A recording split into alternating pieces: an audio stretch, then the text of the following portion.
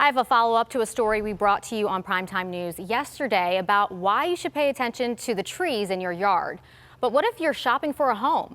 Should you think twice before buying a house with huge trees in the yard? Here's what we learned from a local expert. These certified arborists know why big trees can lead to big problems, and how the excitement of buying a home can come crashing down quickly. And they see these beautiful houses and they know the realtor tells them, hey, you need to have this home inspected. Hey, it might have a leaky basement, but nobody mentions the trees to them. It could be your dream home with a shady yard.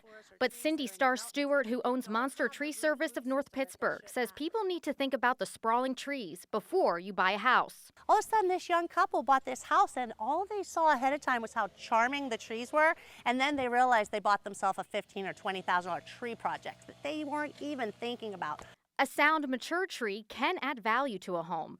But just like you get an inspection to check on a home's roof, water tank, and foundation, you'll also want an arborist to inspect the trees before you close to find out if any should be removed or will require pruning. Trees do provide a lot for us. They provide a lot of charm, but they also do provide a lot of risk. Cindy says strong winds are notorious for toppling trees in the North Hills, where you have a lot of people who are putting in brand new housing developments, and then these trees end up in people's backyards that were never meant to be there. A lot of trees that used to be in the forest are not ready for the winds to come. But those trees have always been protected in the woods, protected by other trees. So when big winds come, they have two things that usually happen. Either the wood breaks or they uproot and the whole thing falls over. They don't have the root system that they should have. And so when the strong winds come, that whole tree will uproot, and then that's usually where we have the biggest damage to homes.